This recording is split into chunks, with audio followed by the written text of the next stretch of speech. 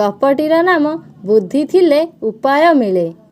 ଥରେ ଘରମଣି ଜଙ୍ଗଲରେ ଚରୁ ଚରୁ ବାଟବଣା ହୋଇଗଲା। ହଠାତ୍ ତା ସାମ୍ନାରେ ମହାବଳ ବାଘ ହାଜର ହୋଇଗଲା। ଘରମଣିକୁ କହିଲା, ମୁଁ ତତେ ଖାଇବି। ଘରମଣି ବହୁତ ଡରିଗଲା, ହେଲେ ବୁଦ୍ଧି ଖଟାଇ ଏକ ଉପାୟ ପାଞ୍ଚିଲା।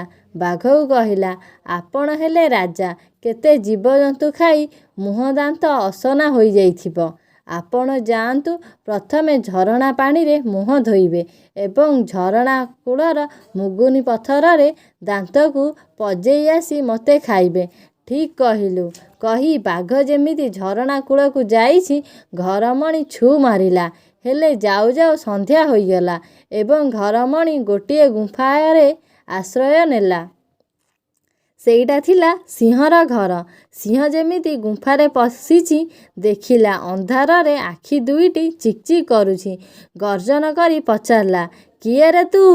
ଘରମଣି ଭାବିଲା, ଏବେ ନିଶ୍ଚୟ ଜୀବନ ଯିବ। ତଥାପି ଏଥର ମଧ୍ୟ ସାହସ ସଞ୍ଚୟ କରି କହିଲା, ମୁଁ ଧପ୍ ଧପ୍ ରାଜା, ମୋ ଶିଙ୍ଗ ଦିଟା ଗୋଜା। ଏକ ଶିଙ୍ଗରେ ଗଛକୁ ଭାଙ୍ଗେ, ଦ୍ୱିତୀୟ ଶିଙ୍ଗରେ ସିଂହକୁ ମାରେ।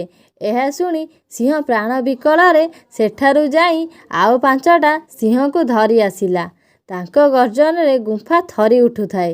ଘରମଣି ଛାତିକୁ ଦମ୍ଭ କରି କହିଲା, ଏ ସିଂହ ତତେ 10ଟା ସିଂହ ଆଣିବୁ କହିଥିଲି, ତୁ କ'ଣ 5ଟା ଆଣିଛୁ? ଆସେ, ତତେ ଆଗ ଖାଇବି। ଏହା ଶୁଣି ସିଂହମାନେ ଭାବିଲେ, ଏଇ ସିଂହ ଆମକୁ ଏଠିକୁ ମାରିବା ପାଇଁ ଆଣିଛି। ଯିଏ ଯେଉଁଆଡ଼େ ପାରିଲେ ପ୍ରାଣ ବିକଳରେ ଧାଇଁଲେ।